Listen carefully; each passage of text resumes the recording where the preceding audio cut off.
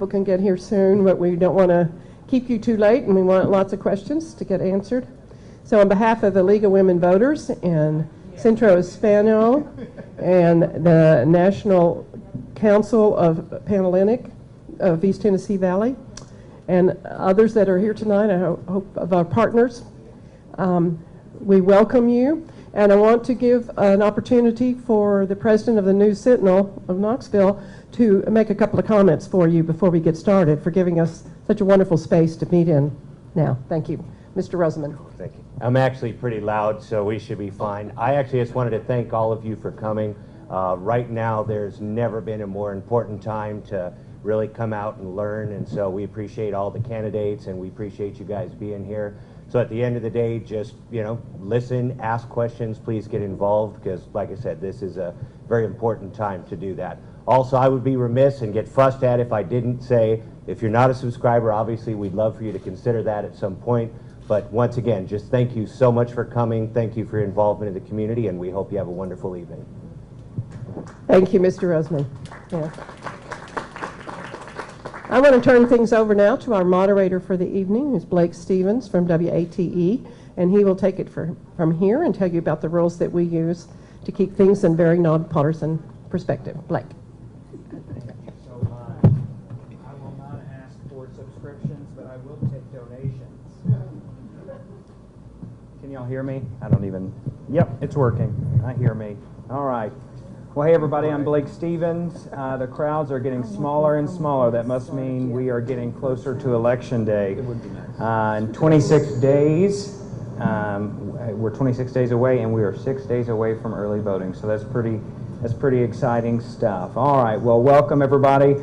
This forum is put on behalf of the following nonpartisan organizations: the League of Women Voters for Knoxville, Knox County, Centro Hispano, the Knoxville Alumni Chapter of Delta Sigma Theta Sorority Incorporated, the Knoxville Area Urban League Young Professionals, the Knoxville branch of the NAACP, the National Coalition of 100 Black Women, Greater Knoxville, and the National Panhellenic Council. We obviously are very appreciative of the Knoxville News Sentinel for being such great hosts, and our thanks to all the volunteers. A lot of work goes into this, whether it's standing room only or there's a few empty chairs.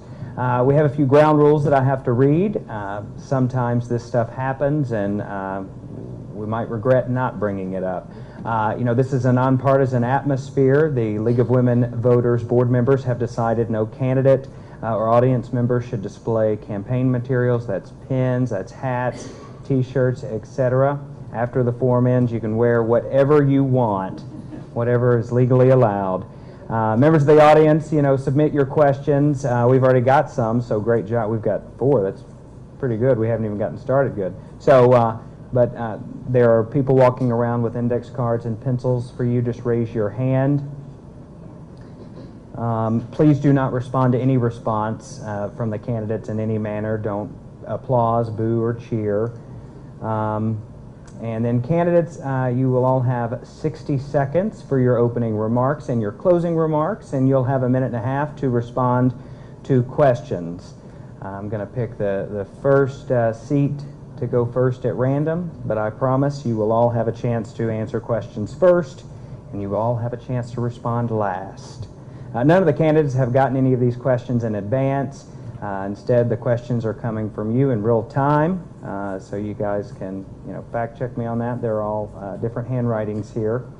And before the questions are brought up here, they are screened by a committee to make sure they're relevant, important, not biased, and they're not repeated.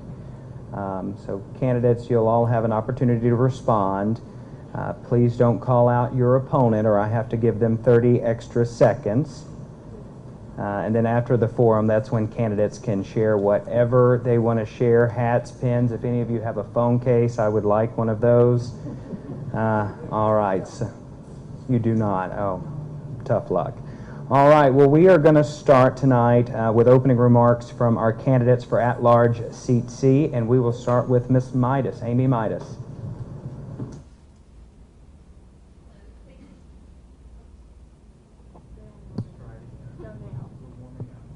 Hello, testing. Hello, thank you for being here. My name is Amy Midas. I'm running for City Council at Large, Seat C. My husband and I moved here 22 years ago. He came for a job and I came to return to school. I got my MBA at University of Tennessee with a concentration in finance and new venture analysis. Currently work for Covenant Health. I'm a financial analyst. I have two daughters, one's 10, one's 16, and we love Knoxville. It's been a great quality of life for us. I was president of my neighborhood association for 6 years.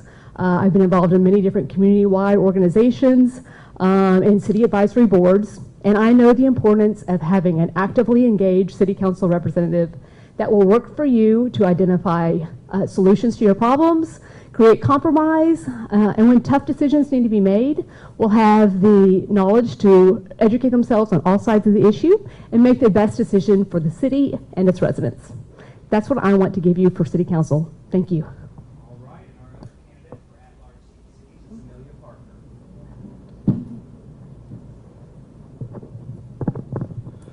Hello, everyone, and good evening. My name is Amelia Parker, also running for at-large seat C, and I would love your vote. Voting starts this Wednesday, October 16th, runs through Halloween, and then Election Day on November 5th, of course.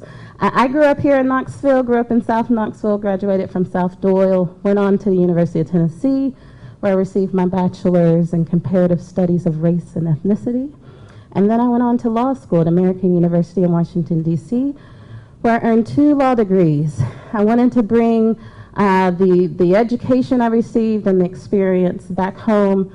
So I came back to Knoxville, started working for a group named SOCM, Statewide Organizing for Community Empowerment, and I'm currently the Executive Director of Peace Brigades International USA. I would like to bring my experience working on budgets and helping everyday community citizens understand budgets.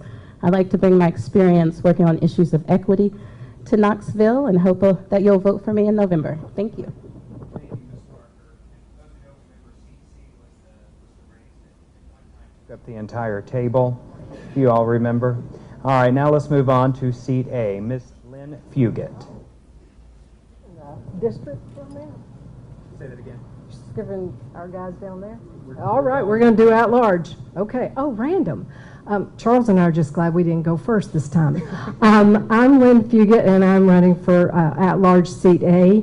When asked why I'm running because I really have a passion to serve.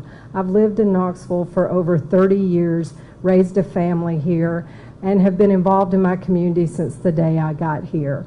By way of background, I am the Chief Executive Officer of the Girl Scouts of Southern Appalachians.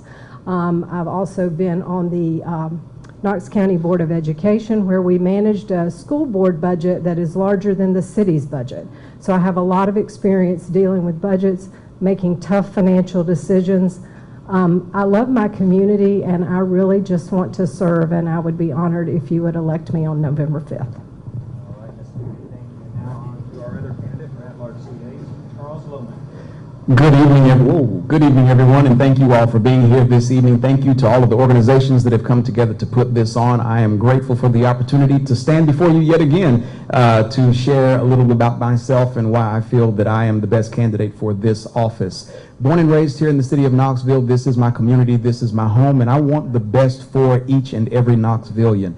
I believe in a government that is representative of each and every individual within the city, and I bring to the table experience, not only educationally, but I also served for 7 years on our Metropolitan Planning Commission, and I look to take that experience onto City Council as we deal with the tough issues that are before us. We have serious issues that are in need of serious solutions, and I believe that I bring the right elements to the table to handle those solutions. And so as we go through without the questions for the evening, I look forward to answering those and to telling you why I believe I'm the best candidate for the office. Charles Lomax, City Council at Large, Seat A. All right, Mr. Lomax. Now we're going to move on to the 5th District. Our candidates for the 5th District. We'll start with Mr. Charles Albawi.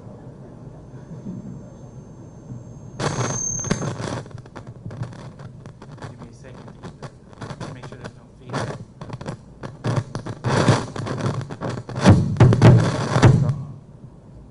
Can you hear me?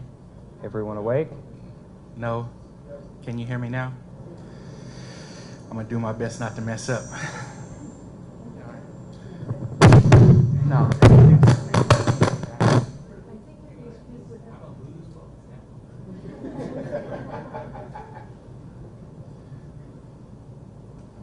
restart the clock, or am I done? Peace and blessings. My name's Charles Albawi. Now, we're all up here today because we want to win your votes, but I want something else. I want to win your hearts. How am I going to do that? By being honest. First thing, I want power. I want the power and control that city councilor position offers. I want that power so I can put it back right where it belongs, in the people's hands. Now, money has too much influence in elections. This is our opportunity to change that. You can vote for Knoxville's very own son, myself, who rose up from the bottom depths of the social ladder to be the man you see before you today, an advocate who wants to give a hand up to everybody who is suffering from poverty, substance abuse, violence, and mental health struggles. And I want to see them rise up just like I did. So thank you. All right, now on to the other candidate for the 5th District, Charles Thomas. This is going to be a little stretch, so. Or I can just stand out front. This way. What a gracious and patient audience we have tonight. My name is Charles Thomas. I'm a former city councilman for the 5th District. One reason why I'm running, and this is very, very important for the 5th District, is two of the main issues in the entire city right now are in the 5th District. One is the St. Mary's site, where the decision's been made to put the police and fire headquarters there. And then that will also include 4 other acres where there's not a plan for. I'm in favor of the decisions that made to put those headquarters there, but also the 4 acres need a lot of community input as far as what we do with those. There's tremendous potential in that neighborhood for affordable housing, green space, mixed-use businesses as well. The other thing that's very important in the 5th District has to do with the recent fire that was at the recycle plant, where residents had to evacuate. There was a smoke plume that covered Knoxville and went all the way up to the Kentucky border. And I want to work for that facility, which has lost all sympathy over the years. Mr. Thomas, I'm so sorry. That's okay. Thank you. Thank you. We want to move on now to at-large seat C. Or, nope, so sorry, at-large seat B. We're going to start with Mr. Hayes, David Hayes.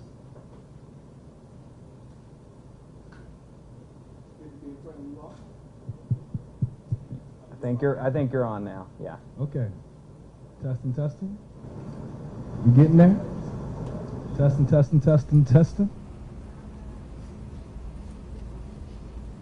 Testing, testing one. Yep. Testing, testing, testing. Let me see this one.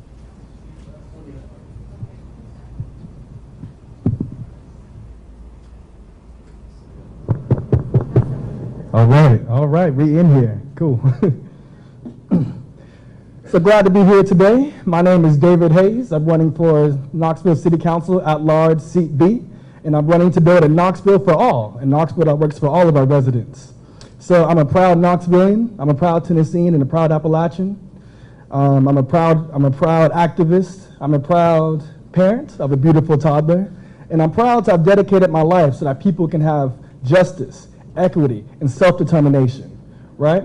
And I'm running because we are indeed at a crossroads of change. We have the status quo, the best city for some, and we have new political leadership, a Knoxville for all. Because we believe that all people in Knoxville, all residents, deserve access to a sustainable, local, thriving economy with good jobs, unions, workers' rights, affordable housing, the services and resources you need to thrive. Right, and making sure that everybody's voice is counted whenever the city is making big decisions, like when it comes to recode, like when it comes to the budget, because all people in Knoxville deserve to have a say in how the city government works. Knoxville for all. Thank y'all. Thank you. All right. Our other candidate for at-large seat B, Ms. Janet Tesser. So thank you to the League of Women Voters. Thank you to all the sponsors here tonight. I am Janet Testerman. I am running for at-large seat B, and I'm thrilled to be here. I am born and raised in Knoxville, and for the last 30 years have really been embedded in this community, giving back to so many of our city's worthy causes. And, you know, I have actually, this is one of my, currently I'm CEO of Young Williams Animal Center, but I've worked for two of our city's largest employers, one of which was in this building for 5 years, was my work home. I also had my own small business, a catering company that I had for nearly a decade. And so I really want to take that leadership, I want to take that experience, I want to bring it to all quadrants of the city that have so many needs and issues. And I do say that we live in the best city ever, and I want to make the best better. And I think we've got a lot of opportunity, and I ask for your support and your vote on November 5th. All right, candidates, let's move on to our first question here. And the question is, what do you believe are the two most important issues for council to address? At large seat A, I am going to start with you guys this time. Ms. Fugit. I'd have rather answered the other one first. So, you know, it's a long campaign. I'm just trying to get us to have a little fun here. So what are the two biggest issues that I think City Council needs to address? Really depends upon the day and what you hear in the news, but there is always, we're going to have to address the implementation of RECODE. It is changing our entire zoning structure, and there will be forever issues and questions that we will have to resolve based on RECODE.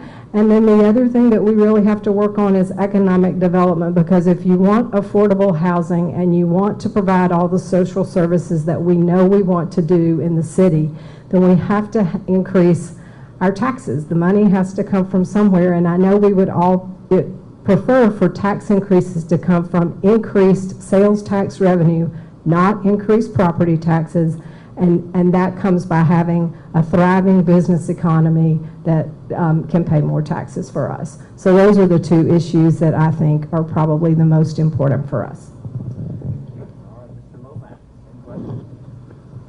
Thank you very much. There are a number of issues that we're facing, but if I had to pick any two random issues today to deal with as the most important, I would say that number one, smart growth and development. We are slated as a city to grow over 30% over the next 30 years, according to some estimates. And if we're not wise about how we're growing and where we're growing, we're going to experience some serious growing pains that other cities have seen and that we can avoid if we're proactive in that. And so we want to make sure that we are developing and building in the right places, that we are doing the right type of development as well. And so we need both growth and development. The second issue that I would say is important is affordable housing, because all across this city, that is something that people are struggling with.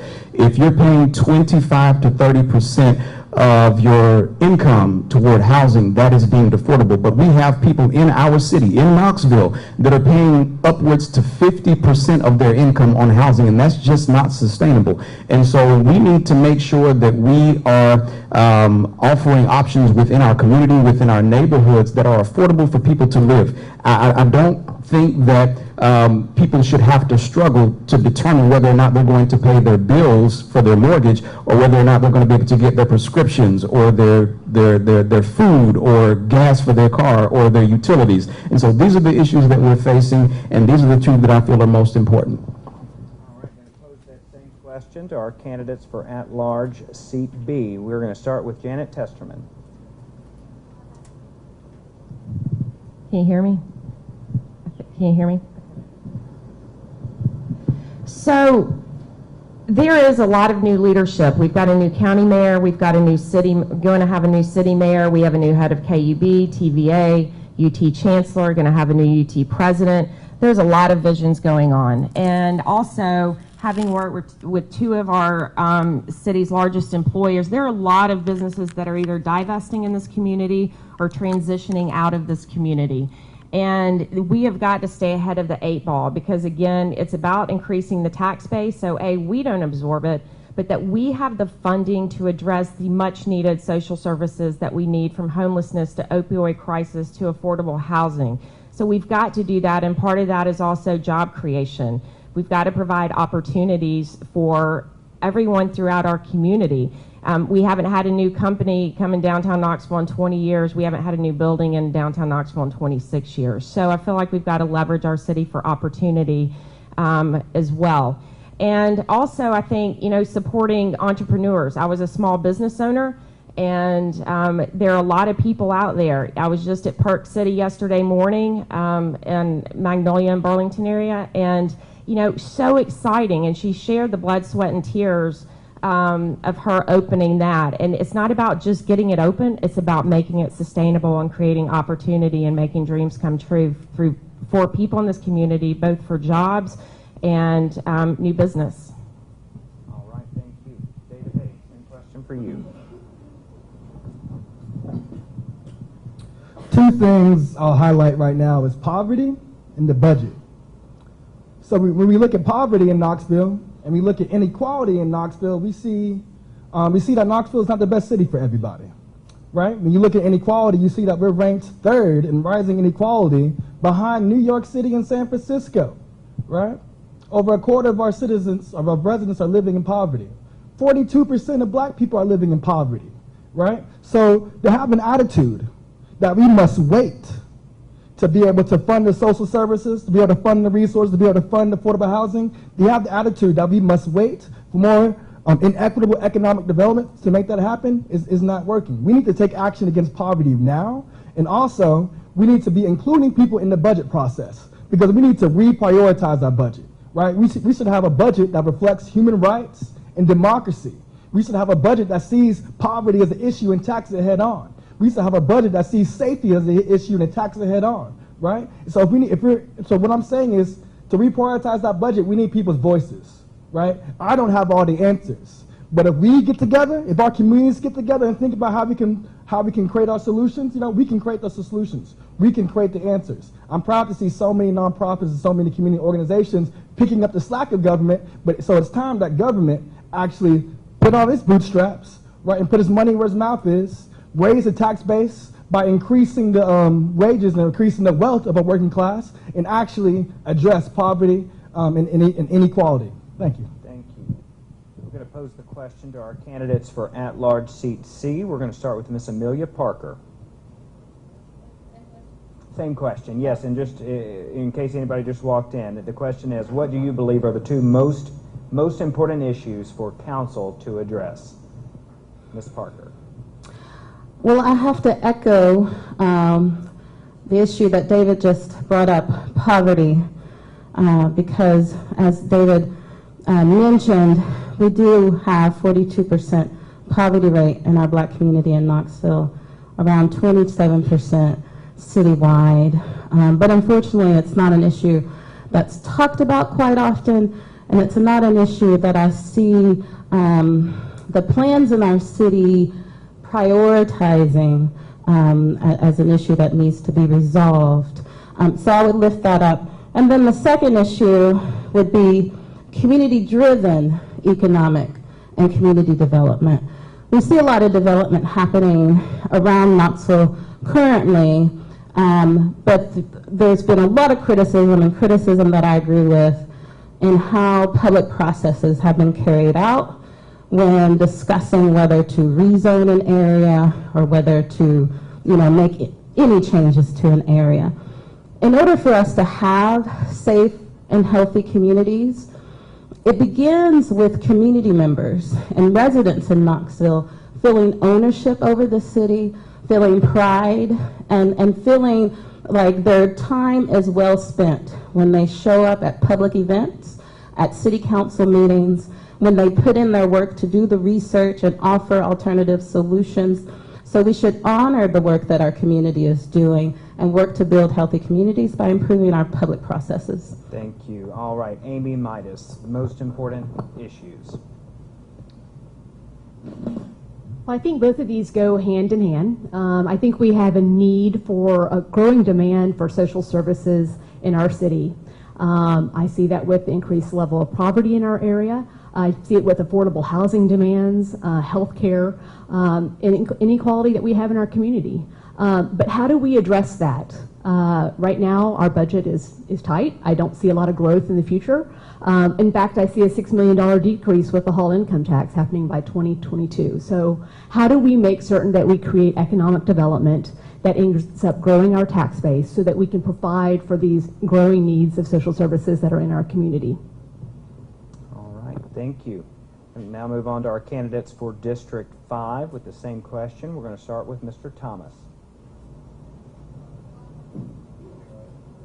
Watch the time this time. Can you hear me? Oh, I think it's good.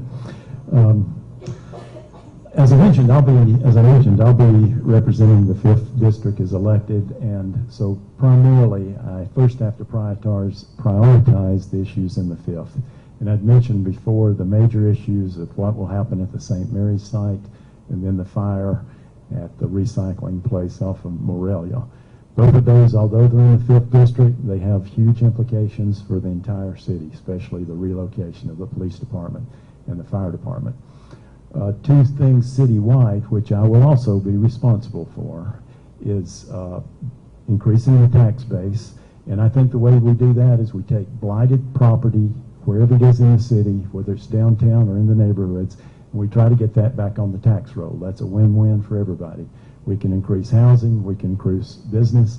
I think the TIF's tax incremental financing pilots, payment in lieu of taxes, has been a good tool as when judiciously applied. I say we don't want to give it to everybody, but that's a good way to get things back on the tax roll. I want to mention public transportation. I was on the Knoxville Transit Board for 5 years. We put bike racks on each bus. We started building hybrid buses. Transportation touches employment, it touches traffic, it touches pollution. I want the city and its citizens to up the game in regard to transportation. Thank you. All right, Mr. Al-Bawi. First question, how long do we have? A minute? You have a minute and a half, yes, Am sorry. I supposed to be standing, or is this going to get a shot of my belly? Standing. I was actually supposed to ask you guys to stand, but you all just did it naturally. We so knew it better. worked out. We Yeah. can tell. We are live streaming, so it's perfect. easier to see you this way. So they get all this humor.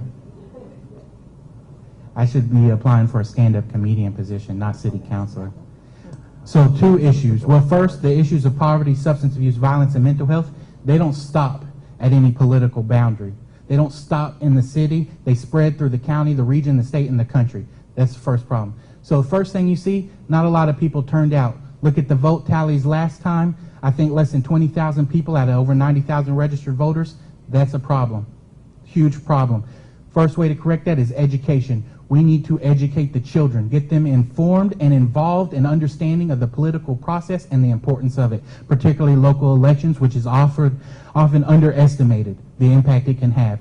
Second, poverty. Of course, every other issue, I believe, would have a root in poverty. So how can we do this? Community schools, better coordinated free breakfast and lunch programs. What does that do for poverty? First, it gives the parents reduced their free cost child care. Second, it gives them more time to work so they're not worried about rushing home to pick up their children. Third, it gives the children emotional support. Let's build their self-esteem, reduce their anxiety. What we have, I believe we had 600 suicide attempts for children under 18 last year in the 5th district. That's huge. Let's work on their self-esteem. Let's build the self-esteem of their families and their communities. Emotional support, community support, all by 2 simple programs, way underfunded. Community schools, less than $500,000 last year. We spent more on that than 2 public art projects. One of them is between an alleyway you can't even see. Second, I'm trying to talk fast. I did my best. I was going to say, unfortunately, that's all the time we have for that question. All right, and this is an issue that was brought up at the mayoral forum Tuesday night, and an issue that is obviously important to a lot of people. The question is, during your administration and your tenure on city council, will you continue to support Knoxville College's revitalization? We're going to send that question back to District 5. We'll start with you, Mr. Al-Bawi. Can you hear me? Knoxville College is of the utmost importance to me. It is a part of the legacy of Knoxville. There was a time when the University of Tennessee wouldn't have took several of the people up here for students. They refused them. That's unacceptable. We need to appreciate those who appreciated us when nobody else would. We need to restore the value and the heritage that Knoxville College brings to this. We have many leaders come up through Knoxville College that have national recognition. We need to preserve that historic site. We need to protect the legacy of the history of African Americans in this community.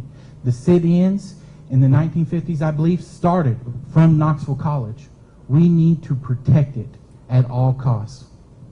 All right, Mr. Thomas? I would agree a lot with what my opponent said. Knoxville College, the historic value of it and the esteem that it holds in the African American community is something that we can't really dismiss at all. There's problems with numbers, though. I would have to really bring all the stakeholders in and see what kind of a feasible possibility there is of saving it, because it's getting more and more tenuous. I would really like to, though, if there was a possibility to try to make it continue to survive, I would be for it. But it's facing a lot of challenges, and I think we have to face up to those. But I would work with the people who want it to survive to try to help it survive. Okay, thank you. We're going to pose the same question to the candidates for at-large seat C. We're going to start with Amy Midas. Yeah, being a neighborhood leader, it bothers me to see what's happened to Knoxville College, especially for the community of Mechanicsville and for all the graduates who finished there. You know, part of the role on City Council is connecting opportunities to residents. I would love to see that property be repurposed in some manner that could serve that community, but I am concerned about the current situation that they have, working with the Board of Trustees and their debt situation. I know the City of Knoxville looked into it when they wanted to move the police headquarters there, and it sounds like it was at that time a little tenuous. So while I would continue conversations to see what would happen with Knoxville College, I would hope to see that maybe we could get some sort of private development or something in there to try to help out with their debt situation. All right, Miss Amelia Parker, same question.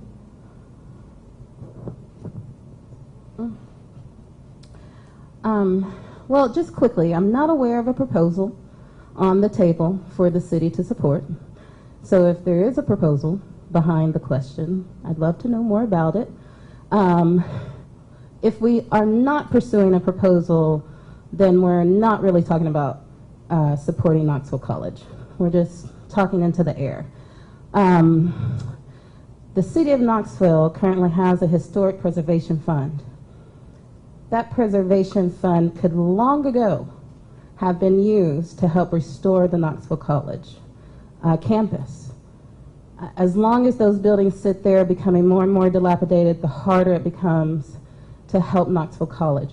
So I am serious about helping Knoxville College. I'm serious about what a treasure it is in our community. When I went to college, Knoxville College was open, and I can't imagine being a college student today and not having that culture available to me. So it's time we get serious as a city and talk about some specific proposals. The proposal that was on the table last year to partner with the Knoxville Police Department, to me, was a quite offensive proposal. I've not heard of the city asking any other property around town to give up so much land to receive financial support that Knoxville College would have received. So I want some serious proposals on the table for us to help that institution. All right, thank you. We're going to pose the same question to at-large seat B candidates. We're going to start with Janet Testerman. So the simple answer to this is yes. Absolutely. I do believe in preserving this historic property. It's a tremendous asset to its community, but our entire community, and it's part of our history. So I think we do have to look at opportunities, be it through, say, Knox Heritage, be it through different grant opportunities, be it through private enterprise. I think there are options out there, and it's really about getting creative, pulling the stakeholders together, pulling the neighborhood together, when I was at Mechanicsville Homecoming several weeks ago, just really pulling people together to say, hey, what is your vision for this? What are the opportunities out there? And see, again, from private entities who might have a vision for that as well, or be able to step up and fulfill the vision of that community. So again, I think it's about exploring options, and I think we have to look at every opportunity that we can think of to, again, preserve this amazing historic property. All right, thank you. Same question to David Hayes.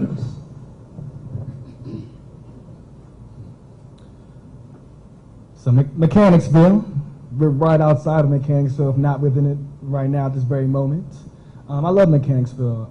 I got to know Mechanicsville really well a couple years ago when the thing happened that Amelia mentioned, where this Knoxville College campus, which has been neglected over the years, over the decades, right? Even though we have the resources and funds, right, to help recruit this place and to get it back up on its feet, it's continued to be neglected.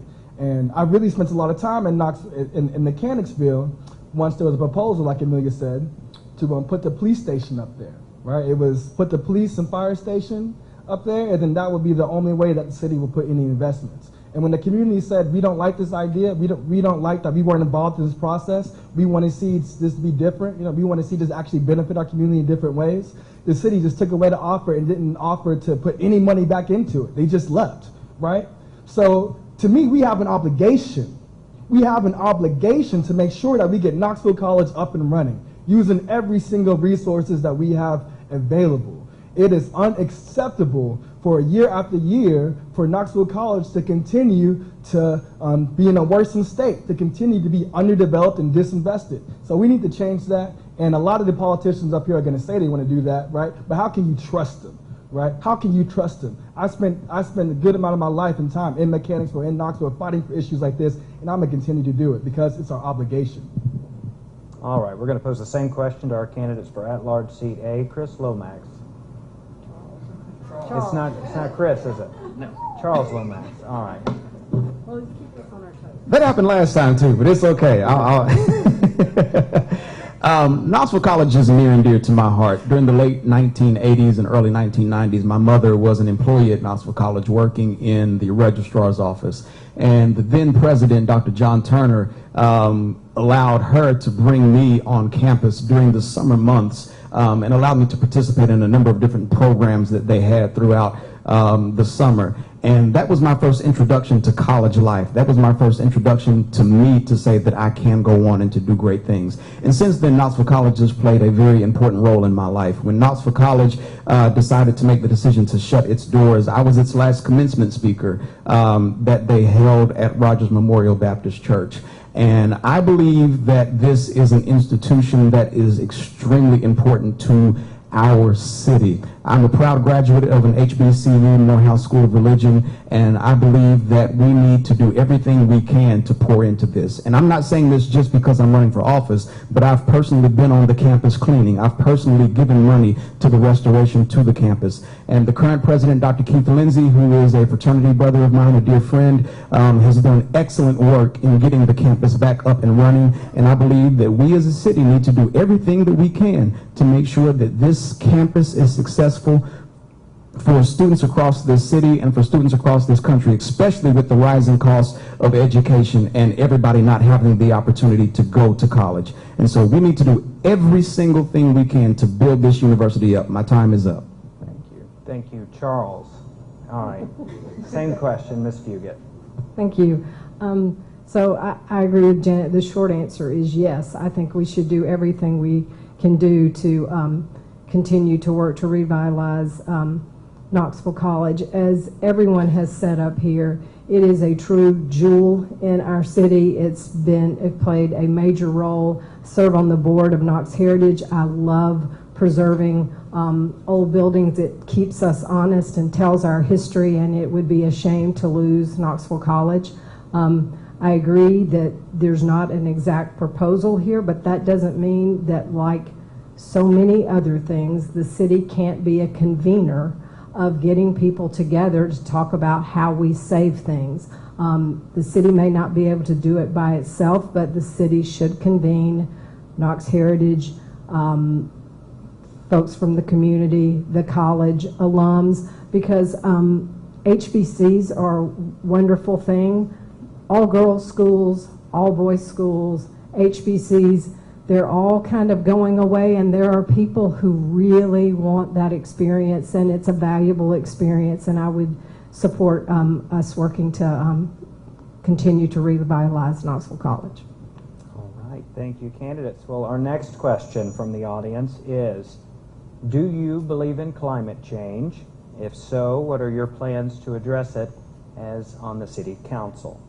We're going to kick that question off with our at-large seat B candidates. We're going to start with David Hayes. Climate change is real. It's man-made. We are at a crisis all across the globe, and even in the United States, we're starting to feel the effects. We are starting to feel the effects in Knoxville with our abnormal weather, right? So that's why in my campaign, we came out with a climate resiliency and affordable energy plan. Because we understand we need to take action, right? Not just Knoxville. People all over the globe need to take action, but we need to be a leader here in Knoxville, right? So we need to make sure that we're actually transitioning to renewable energy, right? Changing our grid to be more accessible to different forms of renewable energy, from geothermal, right? From solar, from the ground to the sky, right? Making sure that we are making sure that we're reforming KUB, right? I want y'all to hear what I said. Reform KUB, reform the charter and the board, right? So we're making sure that Knoxville's utilities process is actually being affordable for folks, right? Making sure that we have representation of low-income communities. Making sure that KUB is bought into the plan of transitioning to renewable energy. And not only that, making sure that all people have access to energy efficiency and weatherization. Making sure that people's bills, or utility bills, can go down, right? Making sure that we're building on the success of KEEM in the past, and doing what we can to make sure people have affordable home bills. And also with that, making sure that we have a sustainable local economy. We're taking advantage of this new green economy, making sure we're taking advantage of local businesses that are in this work, right? And making sure that we're doing all we can so people can live healthy life, clean up, free of pollution. And thank y'all for listening. Thank you. All right. I'm going to pose the same question to Janet Testerman. So yes, I do believe that we have an issue with climate change, and the city has put forth a plan, and we're well on our way and are hitting our goals of reducing emissions by 50% by 2030. You know, this has been top of mind for the city and working to put together this plan, obviously turning over the LED implementation of the street lights. We just converted 28,000 street lights, and it has reduced KUB bill by 75%, or $300,000 a month, and 13,000 metric tons of carbon dioxide.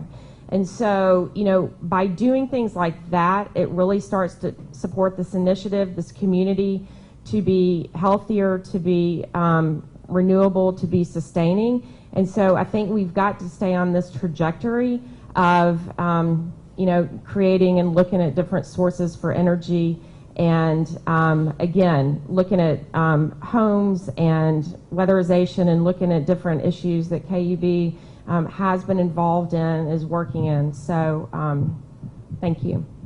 All right, we're going to pose the same question to our candidates for District 5. I'm going to start with Mr. Charles Thomas. Climate change is real, of course, and it's something actually that's been on my radar screen for a long time. Back in the early 90s, I was president of the Knox Greenway Coalition for 9 years, and that was the citizens group that lobbied for the building of bike trails and linear parks inside of Knoxville. Part of that's for health and recreation, but part of it was to start the process of alternative transportation where people didn't use their cars so much, and it lowered emissions. After that, I was appointed to the Citizens Advisory Board, DeCat. I was on there for a year, and then later on I was appointed to the KTA, the Knoxville Transit Authority, partly because of my interest in this. During the time I was on the KTA, was on there for 5 years. We started the process of changing our buses over to hybrid buses. We started putting bike racks on all the buses. We had joint greenway and bus maps to try to lower the things. Recently, I've had a long conversation with Aaron Gill about continuing the process that the city's doing about LED lighting, using the latest technology for the office buildings that the city uses. There's some solar panels that are being implemented in Knoxville, and the weatherization of low-income housing needs to be expanded, and it's had some success. Thank you. All right, thank you. Mr. Charles Albawi.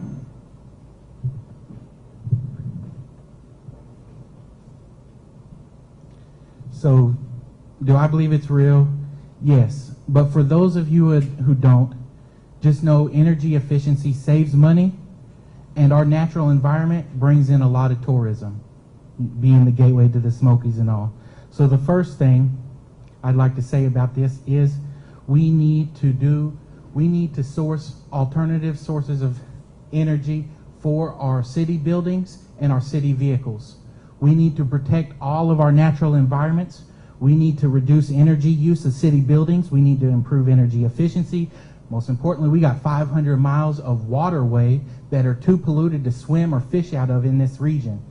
We saw what the impact of our waterways could have in one weekend, $20 million brought in with that bass fishing tournament.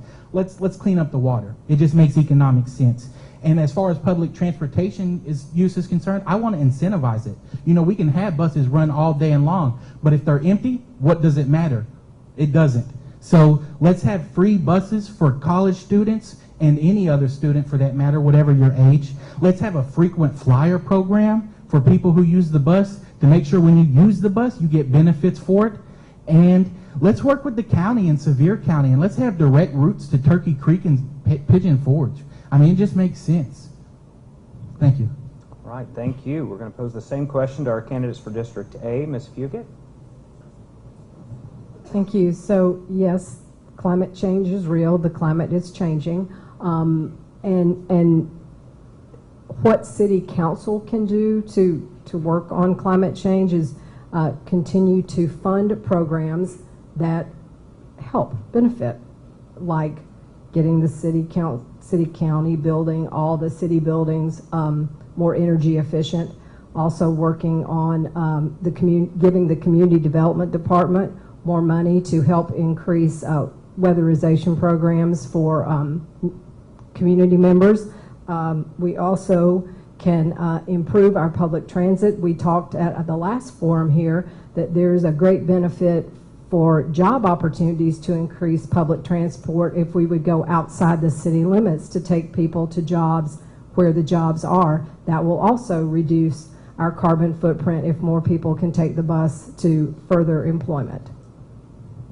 All right, Charles Thomas. Charles Lomax. I got the first name right.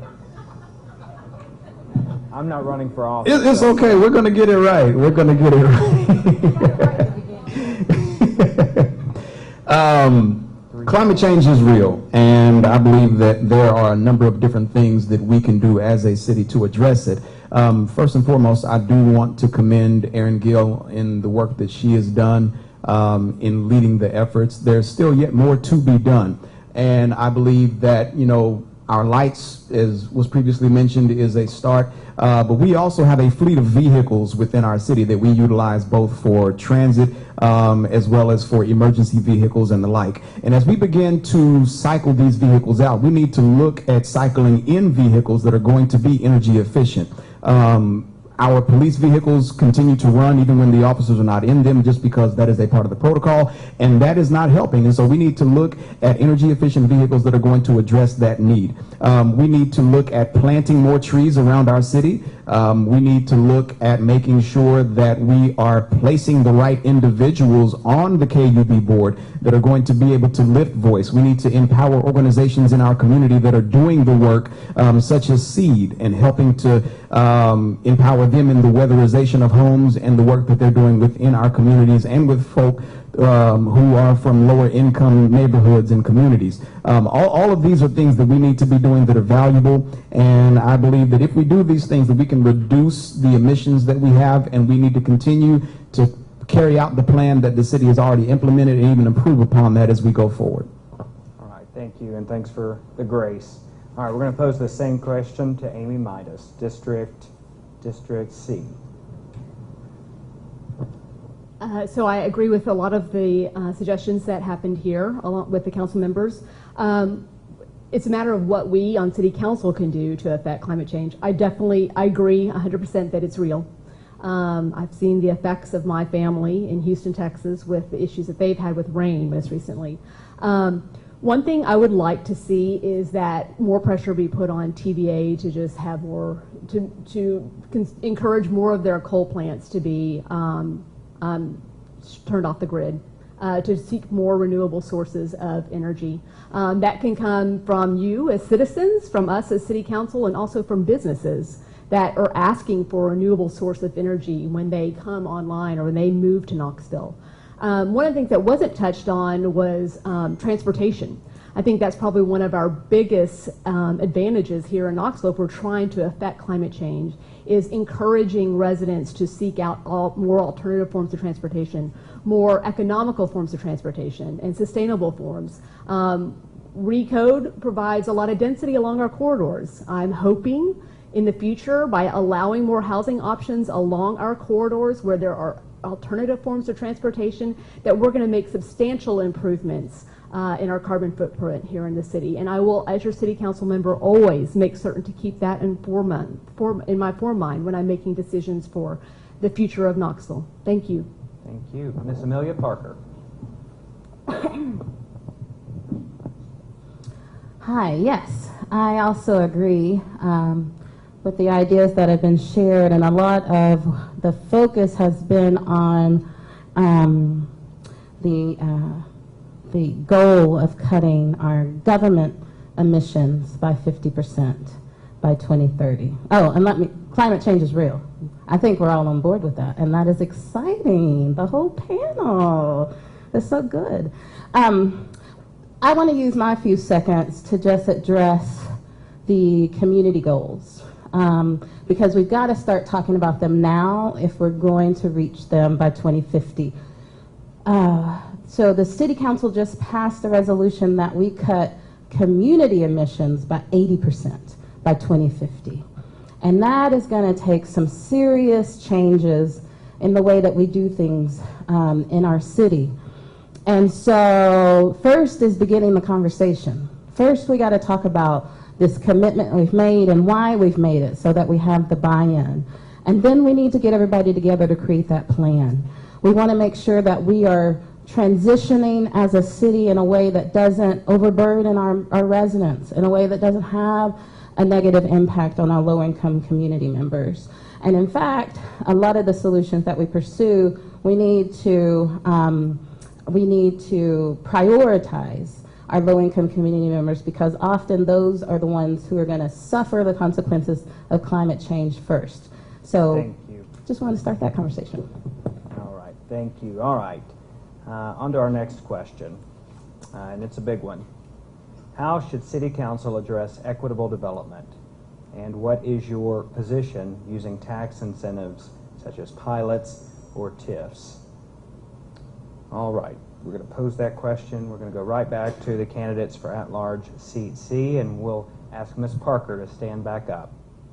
Can you, Sure. How should City Council address equitable development? Yeah. And what is your position in using tax incentives such as pilots and TIFs?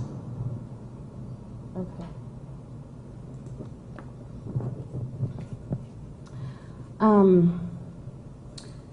This is a big question that's going to be hard to answer in 90 seconds. So I'm going to focus on parts of the question, but just know there's a lot more to say, and I'd love to talk to you more about it later.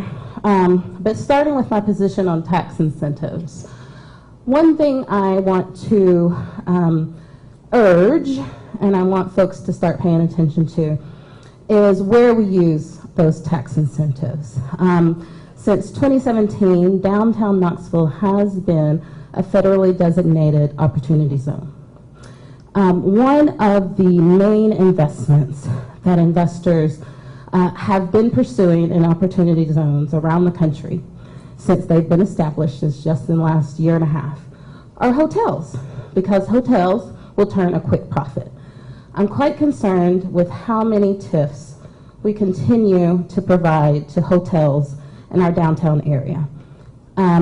The tourism office has said they need more hotel rooms to be able to fill that convention center, but I believe that developers have enough incentive downtown now that they do not need TIFs and pilots to build hotels in downtown Knoxville. So that's just one thing I want to highlight. That touches a little bit on the equity issue. We need to look at other parts of town that need economic development spurred and prioritize TIFs and pilots for those areas of our city. All right, we're going to pose the same question to Amy Midas. So when we talk about equitable development, I guess mine start thinking about Magnolia Avenue. The streetscape plan that is in place right now along Magnolia, I hope will spur economic development along that street. There's a lot of blighted properties, empty blighted properties that would be great for businesses, great for the residents of Burlington, Chilhowie, all the areas along Magnolia, for residents there to have jobs that are close by, allows for a more affordable living for them, instead of having to get in a car, drive places. That's what my hope is. If we were to expand, and this is currently an expansion, we already currently have an economic opportunity zone in that area. But if more developments, if more people in the community and in Knoxville and in businesses take a chance and invest in those properties, provide the businesses, provide the jobs for the opportunities for those people, then I believe that all of Magnolia Avenue will benefit, the residents there will benefit, the businesses there will benefit, and the community will benefit. That will create more equitable development all along that stretch. All right, we're going to pose the question to our at-large seat A candidates, Ms. Lynn Fugit. Okay, so yes, I am for TIFs and pilots and various other forms of tax incentives. It is clear that they have worked. We can debate whether we need to continue to do them in certain parts of the city or not, but they met their objective, which was to make projects affordable and profitable enough for a developer to take on in an area that wasn't currently being developed. We started those projects back when we did 9 Counties, 1 Vision in 2000. Downtown was deserted.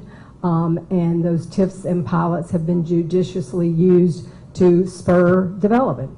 Now there's a lot more private development. I think we need to use those exact same tools and other tools, because TIFs and pilots may be too large a tool to use for some community projects. I've said before at other forums that I'd like to see us come up with some funding incentives for owner-occupied businesses along our corridors, specifically Magnolia. We talked about that. If you own a building and you want to develop a business there, it won't appraise if you renovate it, so a deferred second mortgage or something like that to help make it affordable to an owner-occupied business would be a solution that I would think we could try to provide more equitable tax incentive and investments across the city. All right, thank you. Mr. Lomax. Charles Lomax. Thank you. How should we as a city promote equitable development? We have to make sure that we have a city government that is equitable and that we are reaching out to every community. If you want to know how to have equitable development, you have to look at where the need is. You have to look at where people are crying out. And that's not a hard thing to do. If we look across our city, we can see where there are many needs that aren't being met. And, it was previously mentioned that we just, with Perk City, got a new coffee shop in East Knoxville, with Shireen and Bob Jacobs. And previously, you would have to drive as far as downtown just to get a cup of coffee. That's ridiculous. And we need to be investing in those areas within our city that are in need of that. And so we've got to make sure that we have a diverse group of voices at the table, because when you have a diverse group of voices at the table, that's when you really begin to hear some of the needs that are throughout the city, as opposed to one area getting all of the benefits and all of the tips and pilots. And as far as tips and pilots are concerned, I think that they are a fantastic tool. Clearly, they've worked for us downtown. But as I've said previously, as it relates to tips and pilots, I think that we give those out to some entities that are not in need of those. And there ought to be a but-for clause that say, if it were not for, this tip or this pilot, I would not be able to do what I'm attempting to do or wanting to do to spur development throughout the city. Thank you. All right, we're going to pose that same question to our candidates for District 5. Mr. Charles Albawi. So I'm against pilots, TIFs, and opportunity zones. Poor people usually don't have money to invest, and they don't have money for tax lawyers and accountants to understand how they can get a return on their investment from those projects. Now, however, I do like Mr. Lomax's ideal of the but-for clause. All right, so as far as equitable budgeting in the city, I think. So what I would like to see is low to no interest home ownership loan programs, low to no interest business development programs to reduce the risk involved in making those investments. What I want to see is people in East Knoxville, wherever your color or where you're from, invest in businesses in their community, invest in homes in their community. And I think that's the best way we can protect against gentrification. Also, tax freezes for those in those developed areas, property tax relief programs for the elderly, the disabled, those on fixed incomes, and veterans. The county has that program. Why doesn't the city? Let's see. I had to go through a list here. But I think, weatherization programs. So we can increase the value of the homes by fixing them with the weatherization programs, and the homemakers program will fix the blighted properties and put tax revenue back on the books. So thank you all. All right, thank you. Charles Thomas. Yes.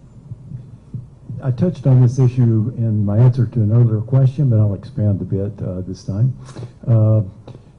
When we talk about equity development, as I mentioned before, we're talking a lot about getting blighted property back on the tax rolls. And as I mentioned in my earlier question, I'm talking about not just one neighborhood or not one part of downtown, but an entire city. I think a good example of what we could do is in Burlington. I'm kind of a fan of Burlington. Back in my earlier days, I used to go to Ruby's Coffee Shop and Jimmy Hughes Record Store. That was quite a while. Burlington has a lot of potential. The structures are still there. It could be a commercial area for that part of East Knoxville that would give employment. It would give local shopping opportunities there.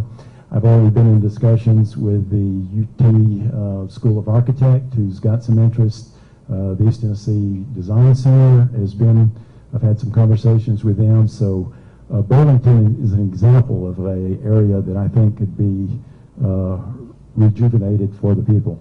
The TIFs and pilots, I also mentioned that before. The thing about TIFs and pilots is it's just how you apply them. I think Knoxville has a really good record of applying them well. I think a lot of our downtown development is that.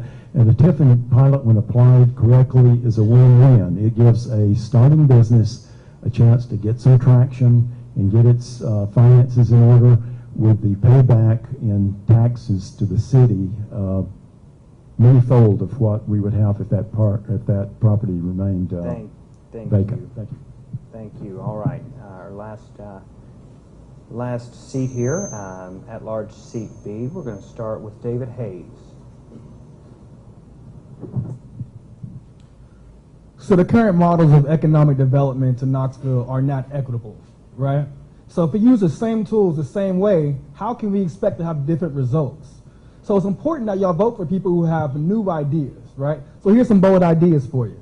Instead of just giving pilots and tips to corporations, make sure that for giving any tax breaks to these large businesses, right, that they're benefiting the communities. Having processes like community benefits agreements, right, where the developers and the community come together and decide on how that property can best benefit people, right? Making sure we're considering workers' rights, making sure that we're not just helping businesses that are paying poverty wages, making sure we're not supporting businesses that are organizing against unions, right? So we got to have a different model of economic development, and we've got to be embracing different types of businesses in the city. As of right now, the city contracts businesses every year about $50 million, right? Less than 1% of that is going to black businesses. We got to change that. We got to transform our contracting so it's more inclusive, and so local businesses, not only black and brown businesses, because of course we've got to increase those, but especially local businesses, we've got to increase the participation. And when it comes to and more on that, and more on that on equitable development, making sure that we're not just supporting gentrification, making sure that we're not just creating 360 experiences around downtown of gentrification and equality, making sure we're having strategies like Mr. Albalbi said, we're powering the tax freezes for folks on fixed income and folks that can't afford it. So if we want a Knoxville for all, we need a new way of doing economic development. Thank you. Janet Testerman. So about 6 or 8 months ago, I was at an East Knoxville Business Association meeting at the Urban League. And I will tell you that it was one of the most inspiring conversations that I'd seen in a long time. And they were talking about some of the vacant properties along Magnolia Corridor and what could be done. And really it was just this brainstorming session of, what does the community need in terms of businesses? And there was conversation about, Maker City talent, there were about community kitchen, all of these things. And I think we've got to continue that dialogue and to really look for opportunities. I agree, blight is not an option. So we do have to look at opportunities for these vacancies along. But, I go back to, I was a small business owner, and going to the grand opening of Perk City yesterday, the city, gave them, I think it was $40,000 as a facade grant. That would have never happened had it not been for the city's incentive and for the help of that. So we do have to, small business, I think mixed-use developments, such as Austin Homes is creating opportunities where people live. And so I think that from an equitable development standpoint, and I do believe in TIFs and pilots, but they've got to be responsibly allocated. And I think, again, it's not a cookie cutter. You've got to be able to look at those opportunities and what's in the best interest. All right, thank you. Well, this is the problem we've run into tonight. We have 4 seats, 8 candidates, and an hour and a half to fit all this into. So we have gone through 4 questions, and I'm told that you guys have submitted more than 45. So I get to be the bad guy and tell you that that is great. That is great. But we have time for closing remarks. Before we do that, though, we've had full participation from all of our city council candidates from the primary until now. So let's give all of our candidates a round of applause for being here, rain or shine. And we're just going to go in order, giving you guys 60 seconds to give your closing remarks. Ms. Fugit. Thank you. Again, I'm Lynn Fugit, and I'm running for Seat A. I guess since this is probably, unless somebody slips one in on us, this is our last forum. And I would just like to say that running for City Council has truly been an honor. It is a wonderful opportunity to meet so many people. I loved my city before. I love it even more and would be honored to serve you. I have enjoyed getting to know the folks on the campaign trail. We live in a wonderful community when we have great people who want to step up and serve. I just hope you choose me. Thank you. Mr. Charles Lomax, Seat A. Again, thank you so very much for the opportunity to come, and to all of the organizations that pulled together to make this happen, and to you that are present here tonight, thank you. And to those that are watching at home streaming, thank you all as well, because this is an important election, and we have to make sure that we are doing every single thing we can to make Knoxville the best city for each and every Knoxvillian. I am born and raised here. This is my community. This is my home. I love it with all of my heart, and I want to do every single thing in my power to represent each and every individual that comes this way and calls Knoxville home. I encourage you to get out and to vote, to make your voice heard, to make sure that you are in that ballot booth either between the period of early voting or on election day. And I would love to have your support. Again, my name is Charles Lomax. I'm running for City Council at Large Seat A. And I know what my opponent just said, but I hope you would vote for me instead. All right, we're going to move on to at-large seat B. We'll start with Janet Testerman. Well, first of all, thank you again for being here tonight. We have done countless forums, different neighborhood associations, and here's the thing, it is about people being engaged. I wish more people were engaged. I wish this room were full. The greatest thing about campaigning, it has just been listening. It is hearing your ideas, your needs, your challenges, your issues.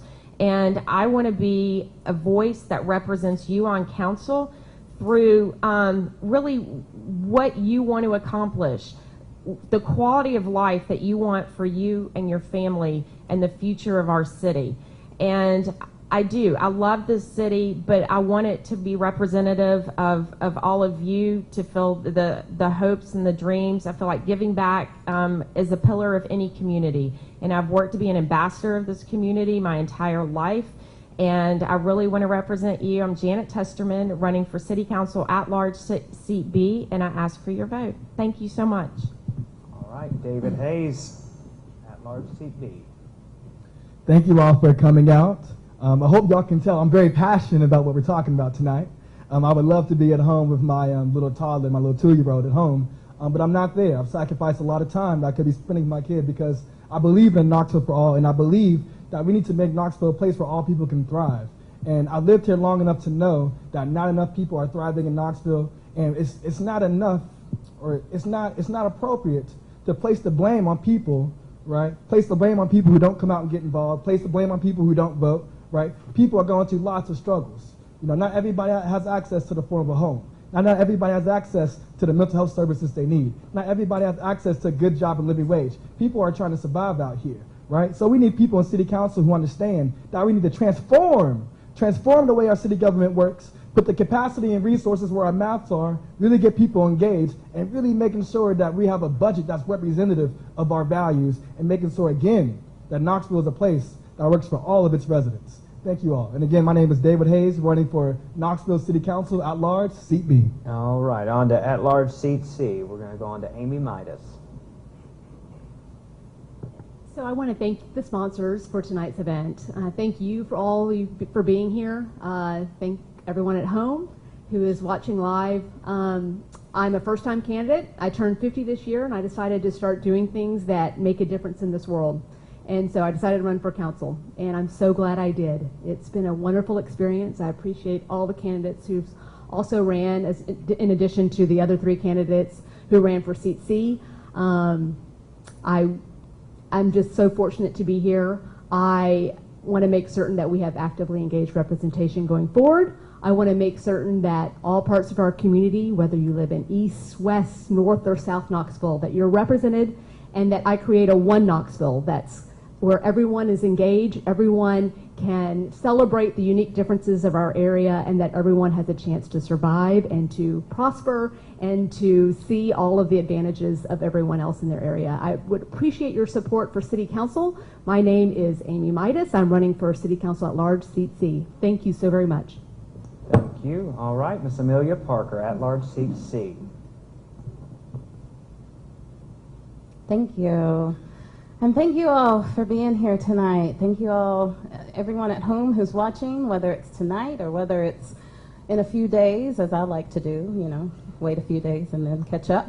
And to the League of Women Voters, I almost had your name, but I didn't have it. It's all right. I've had his name. Sorry, that was payback for Lomax. Payback for Lomax. I'm just kidding. No. That's all I really wanted to say. I wanted to say thank you all. I'm excited about this election year. I'm appreciative for everyone who came out and voted for me in the primary and helped me win that primary race. It really just blew me away. And I'm excited about what we can achieve together moving forward during this next administration. We're going to get a whole new mayor and a lot new city council members. And I hope that I'm one of those new people that you select to move forward to serve this city for the next 4 years. Thank you all so much. All right, Charles Al Bowie, District 5.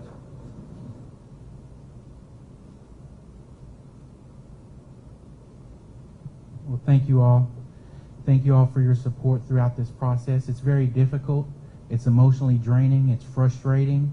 It's a challenge. We have a lot of issues in this community that go unaddressed, that would be ignored if there weren't a certain group of candidates up here running on certain issues. And that's what we need to do. We need to speak out and speak up. You know, they want to frame it as in handouts, but I never talked about giving a handout. I want to give a hand up. People have fallen, and they can't get back up on their own. We have a history of systematic oppression that we are fighting against, and this is your opportunity. The people you elect this election will decide this city's policy for the next 4 years. It will have an impact far greater than you could ever imagine, especially if you elect those who are truly going to address these issues of poverty, substance abuse, violence, and mental health struggles, and the issues around them. I have spent my life understanding the realities of experience and what it means to be human. And what I know is we can do this, but only if we work together. Thank you. Thank you. All right, Mr. Charles Thomas. Thank you all for coming out. It's a tribute to citizens like you that take your time to come out and listen to the issues and ask questions, and I really appreciate it. To some degree, I'm running on my experience. I'm a former city councilman in this district. I've loved Knoxville ever since I came here to go to law school. I've been engaged in Knoxville through my neighborhood association, through various boards, and it wasn't just seat warming, but I will be ready for the job. I know the job of city councilman, and I look forward to solving some real problems here. A couple of things hands-on I did when I was on city council before is that's when we got curbside recycling. We passed a ridgeside hilltop protection, which accounted for more reasonable development on our ridge tops and prevented against flooding. So I'm talking about real issues that I've had experience in. I will be accessible. I will work hard, and I will do everything to promote civility. Thank you very much. Speaking of civility, here I am cutting him off. Sorry. All right, well, just a few reminders. I believe it was Ms. Parker who pointed out early voting is next Wednesday, and that runs through Halloween. Nothing scarier than forgetting to vote. There's my dad joke of the night, and I'm not a dad. And then we are, what did I say, 26 days away from Election Day. So 4 of the 8 of these candidates here will be council member elect. So it's an exciting thing. Remember to vote. Thank you, guys.